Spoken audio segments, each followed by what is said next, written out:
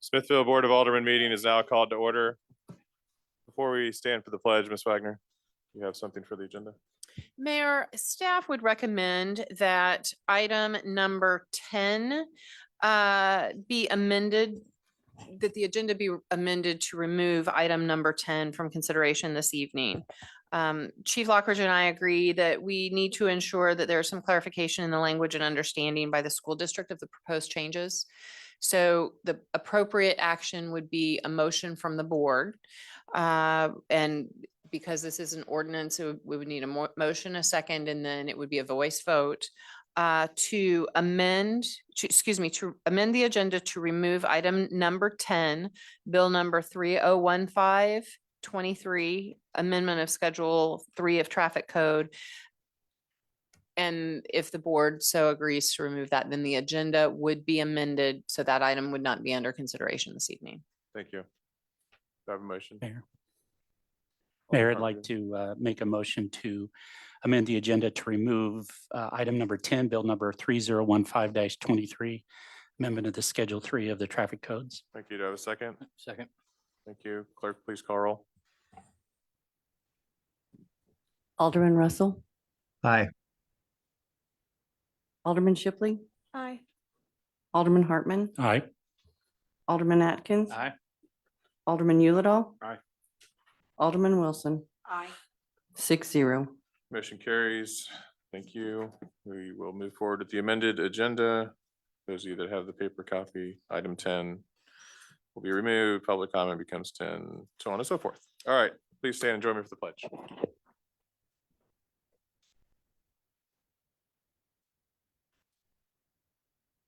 Pledge allegiance to the flag of the United States of America and to the republic for which one nation under God.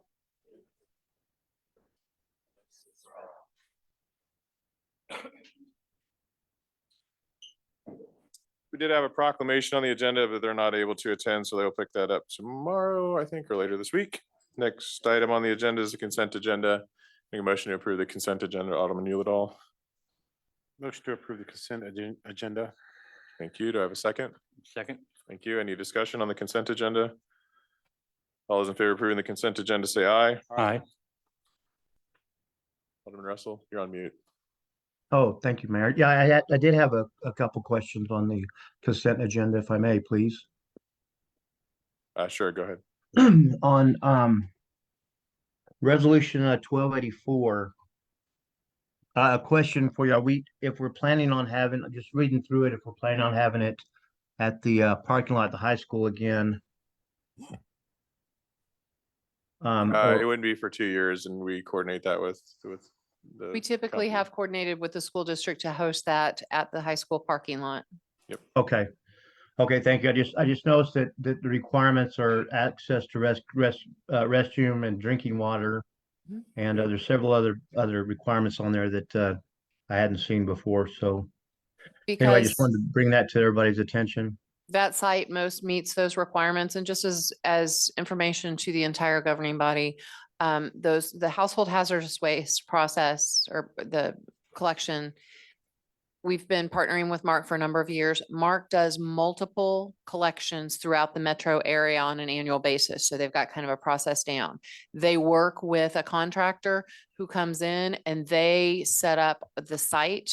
They have the areas segregated for the different types of recycling and hazardous materials separated in ways that are appropriate. They know what can and can't be taken. They have Mark staff on site to do, they talk to every vehicle to ensure that cars are from the Mark metropolitan participating communities and counties, and they take a tally of numbers. So Mark has a really smooth process on that. And I will make a shameless plug here real quickly then as well. In 2 years, when we host it again, we'll be looking for volunteers. We always need volunteers for that. I mean, Okay, to you, thank- Charlie Waters, because I know you're watching. Charlie's always there. Charlie loves collecting what they got. All right. Any Thank you. other questions? Yes, thank you, Cynthia, and thank you, Mayor. On Resolution 1287, and this may be a question for the chief, but since it does establish a political subdivision, and since it is funded indirectly through the Department of Justice, the question that I had is that is I guess it's more of a question maybe for our attorneys as well, as far as the line crossing, as far as with the Freedom of Information Act requests and the Sunshine Law requests. Since it is one, a political subdivision, number two, it's going through the ICAC, directly funded through the Department of Justice. So just a clarification, the Freedom of Information Act is for federal government. We have the Sunshine Law, and any investigation locally here would comply with the Sunshine Law. The program is administered through Chief, the Ray County Sheriff's Office. Ray County is the hosting entity, and so then they would be in charge of complying with Sunshine from the overall investigations. Okay, and I guess that's what I was asking, Cynthia, that thank you, that since it is funded by the federal government and they are providing the funds through it, and it does say in the thing of the access to the records are allowed by the federal government. I think that would open the can if they were to access it to the FOIA requests. And that would be through Ray County. Ray County is the administering body there. And so then they would work in determining what would need to happen there. Okay, it's a little messy thing here, not for this call, but thank you for your time. I will clarify also, our city attorneys have reviewed the agreement and have agreed to all the language. So they have an understanding of how that would work then as well. Okay, thank you, And if a Cynthia. situation would come up, they would be able to advise us as well. Thank you, Cynthia. Uh-huh. That's all I have, Mayor. Thank you. Go back to the original vote. All those in favor of approving the consent agenda, say aye. Aye. Aye. All those opposed, say no. Motion carries. Next item on the agenda is the committee reports. Alderman Hartman. Yeah, thank you, Mayor. We held the EDC meeting on October 24th here in the chambers. And we do have a full EDC committee, so thank you. That was good to see. Just wanted to highlight that we had invited David Slater, the Clay County EDC Executive Director, and he gave a very thorough report of kind of what's happening from a development standpoint, not only in Clay County, but greater Kansas City areas. So it was very beneficial, I think, for the EDC members to hear that update. And then the only other thing is, I think we talked a little bit about the priorities, upcoming priorities for the community art program. So I believe that, Gina, correct me if I'm wrong, the board will hear some updates on that in the future. Yep, so that's it, Mayor. Thank you. Next item is City Administrator's report, Ms. Wagner. There are a number of items included in the report, but I have a few items to add as well. One thing that didn't get added to the neighborhood beautification grant information was the timeline. Gina's put together kind of an update on one of the projects with great pictures there. But we've also put together the timeline for funding for 24 projects. Letters will be sent out to homeowners associations the week of December 4th. And then we do provide an option for those HOAs to submit their draft for us to review and provide any feedback. Those will be due February 3rd. Final submission date will be March 8th. Then committee review will occur, and we anticipate bringing a resolution to the Board of Aldermen for approval of those grants on April 1st. So just want to make sure you all were aware of that. And I know that way we get the information out for HOAs for that timeline as well. Chuck provided a bit of an update on the Quincy Boulevard project. I have quick updates on both Quincy and actually Linda. Yeah, sorry. Well, let me talk about that first then. We had, okay, there's a, sorry, I didn't tell you the order I was looking at there. There's, so water mains and surface connections have been fully installed on the Quincy Boulevard improvements. They are tied in. Stormwater work is really close to complete. The remaining work includes the installation of street improvements and sidewalks. The contractor's goal is to finish the overlay of Quincy from Maple to Owens, including sidewalks and repair for driveway approaches contingent on favorable weather conditions. With winter approaching and cold weather setting in, the contractor will temporarily halt work on the section of Quincy from Hawthorne to at Owens. Operations will resume next spring, completing the reconstruction of Quincy, driveway repairs and sidewalks. But did want to highlight in this picture, what? Sorry? You said most of that earlier, I know. No, it was good. It was good, yeah. So the picture, I wanted to include this picture because I think this is great, and Myra and Chuck provided information. The picture shows a cut of the street that reveals the underlying layers.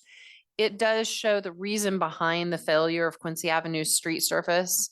It's evident that the existing 5 inches of asphalt covering the underlying soil is insufficient to support traffic, contributing to the street's deteriorating condition. So the upcoming street improvement from Hawthorne to Owens will provide the necessary reinforcement to the road to provide for its future. You know, I know we've, from time to time in work sessions, Chuck's brought in stormwater pipes, sewer or water pipes. I think it's just good for you all to visually see what it is that we're making those repairs to and the reasons for those failures or the reasons that we need to make the improvements. And then also the associated when we're adding 5 inches of asphalt, that is not an insignificant amount of asphalt nor an insignificant amount of money. So then 4th Street and 4th Terrace, the contractor has finished the water, sanitary and stormwater improvements. Remaining work includes street improvements and driveway repairs. And I don't think Chuck hit on this one yet, right? So this is new. Well, that's what this is. Okay, then I'm gonna let Chuck provide the update and then I'll talk more in a minute. And Chuck, before you move on to that, can you, what's our current spec on base and asphalt? Well, we have what we're doing on both Quincy and on 4th Street, is you'll have a compacted subgrade. This is just. Camera, or Oh, sorry. not on the mic. You'll have a compacted subgrade, but then you'll have 6 to 9 inches of AB3 or fly ash. Everybody's going for the AB3. I always thought that was more expensive because you have to haul all that material in, and it's a lot of material. But then you compact that to 98%, what we call 98% Proctor. So it's pretty much, when you walk on that, you couldn't take a pickaxe and chip into it. It really turns it hard like concrete. And then we've got 8 inches of asphalt. We'll go 7 of concrete, but asphalt's always been cheaper. So today on 4th Street, we do anticipate weather pending. Was it last week when we had all the rain? The week before? It shut both projects down. And unfortunately, we had the pavement off of 4th Street. And so it was just mud. And now it's dried out. And so our contractor, Menke Excavation, today was going to get up there and start doing the subgrade prep. And then by the end of the week, you'd see curb machines going in and we'd start working on the pavement, but that pushed us off. And then this morning we found a gas line right underneath the dirt, right underneath where the old pavement was, which was even less up there. It was like 3 or 4 inches. So anyway, we had a big gas leak, and so that's slowing down today. Tomorrow they'll get back on it. Still anticipate by the end of next week, probably be seeing curbs getting started up there.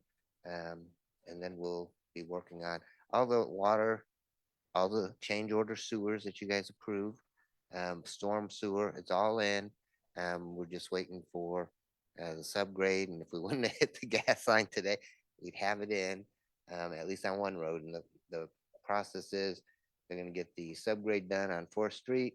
They'll come in, they'll start laying curb while they're working on 4th Terrace, and then they'll work on the subgrade there.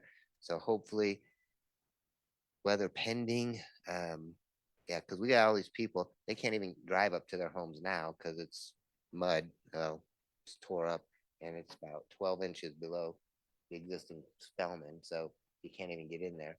But the neighbors have been terrific.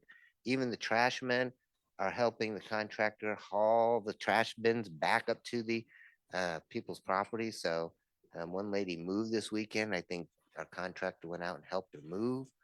She just moved down the street, but so they're really working, trying to get it done. So open before Christmas for sure. A quick question. I know you're out there daily. We have our folks from your department there. I mean, not that we have to watch, the contractor's good, but we're looking at this daily, right? We're watching Yes. the process. Oh, yeah, and we got guys out there all the time. Good, good. Yeah.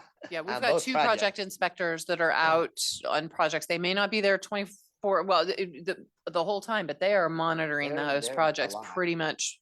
There's the several other whole projects day, going yeah. on. There's the Fairview projects, there's the McBee's project that's still dragging on.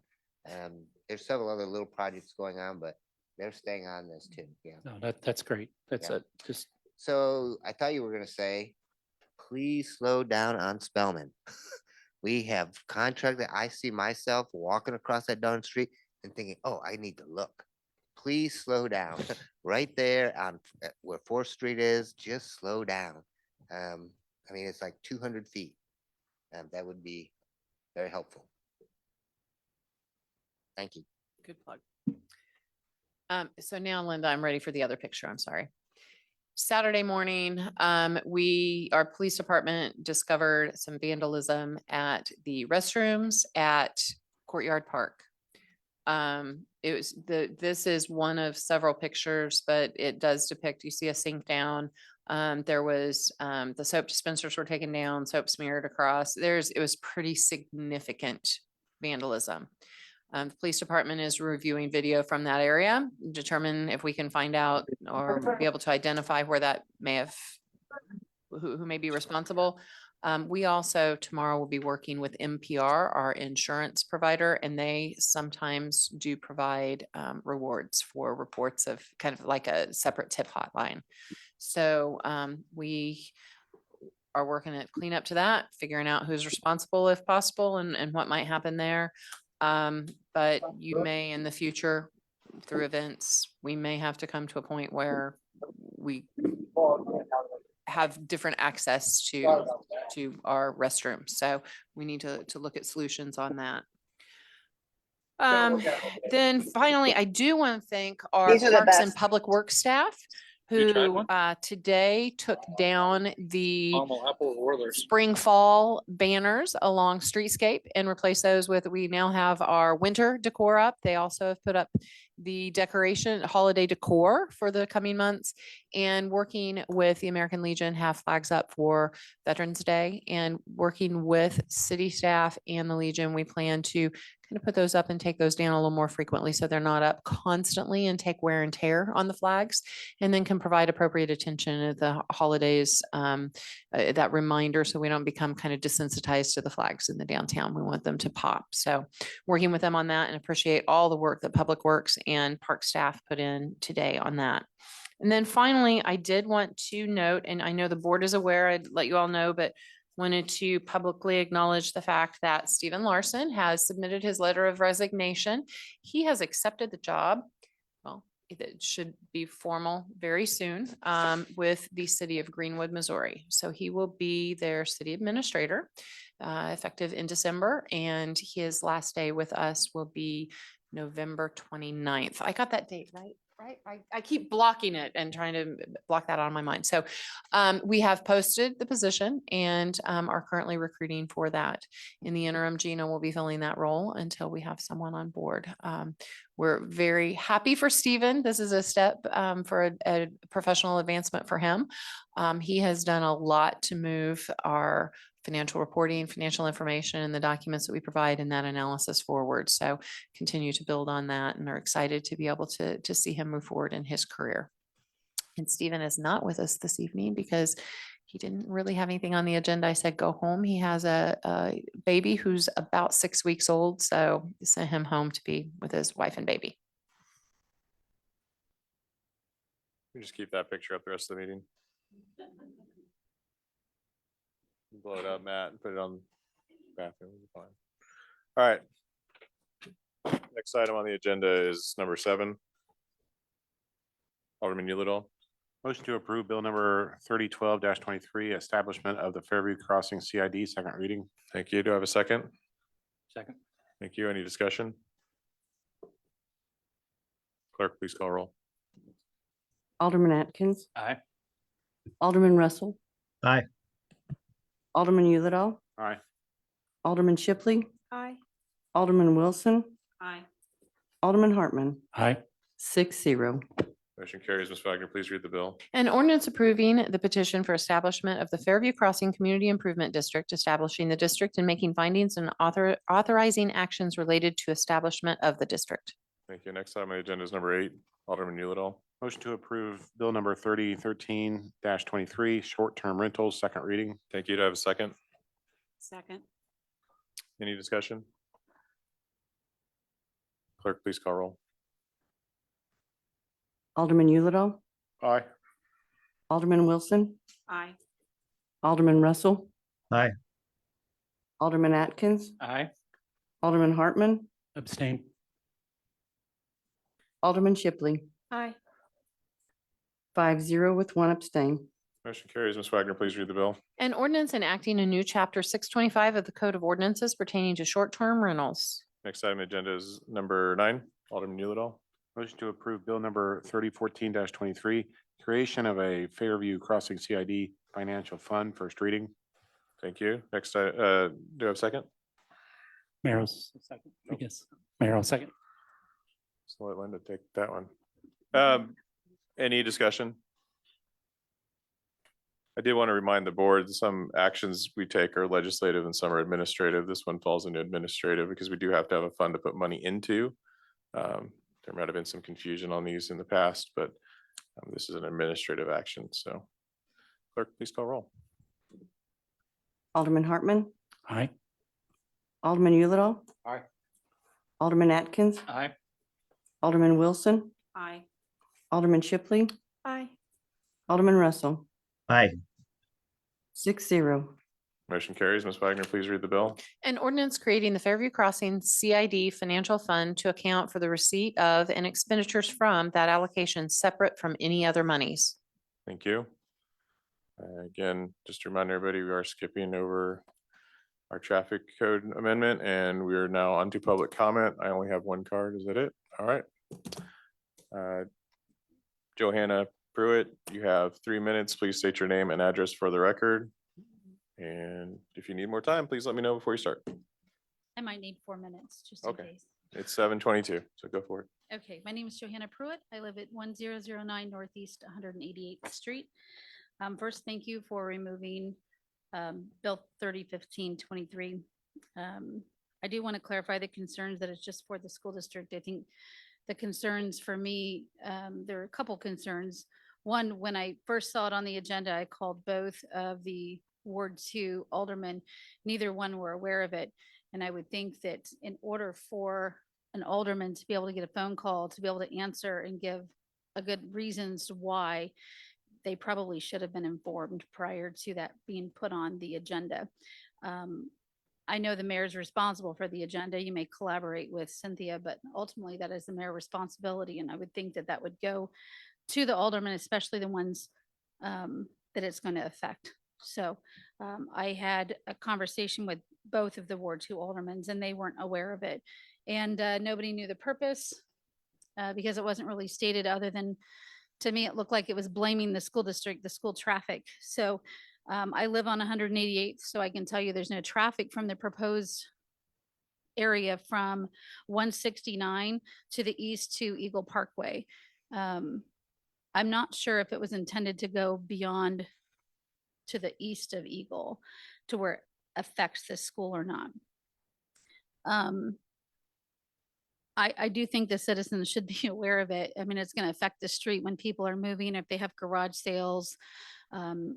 There's not a lot of traffic there. There's only like 14 houses along that strip. And most of the part on the north side, there's a lot of ditches, so no one's going to park over there. And I have 2 acres. So, I mean, people can park on my grass if I have to, but even the people across the street, there's some flat levels and the visibility is completely fine. So I don't understand the purpose. To me, to have a policy with no purpose is just government overreach. It's just making rules for no reason. And I still don't understand it. I know nobody presented tonight, but I would think at minimum, I should be able to call my alderman and have them say, let me explain this and the why. and there was no explanation given to them. So I am a little disappointed that it was put on an agenda as a bill, even though it's first reading, without even talking to the alderman that it affects. So I do want to just say that. I think it's important that we remember that the citizens, we're not here to be annoying and pesky.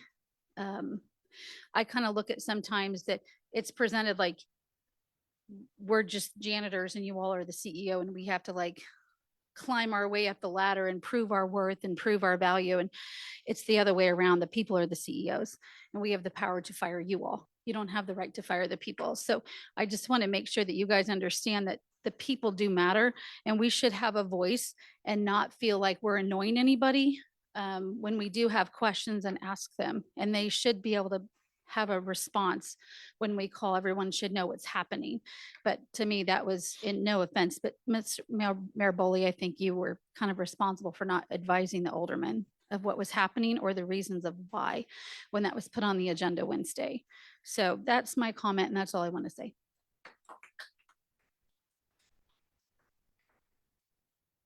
Any other public comment? All right. Any new business for the floor? Alderman Russell, you got anything? No, Mayor, thank you. Okay. I think I do. You know, we pulled out agenda item number 10 from the agenda tonight. I think if possible, I'd like to see that on a work session to really discuss the why and everything behind it. And I think a work session would be a good place to have that discussion. That conversation this morning. And so, yeah. I would second that. I think that was Chief's plan as well, correct? Yep. Believe actually we can pull something together to have for the November 21st meeting. We actually, based on some conversation this morning, we're meeting with the school. We'll review some of the information that came up tonight and we'll determine when to bring it forward. As Chief and I said, you know, there's not a massive rush on moving forward with it at this point. So yeah. Sounds good. Anything else? I'll entertain a motion to adjourn. Motion to adjourn. Thank you. To have a second? Second. All in favor of adjourning, say aye. Aye. All opposed, say no. Stand adjourned.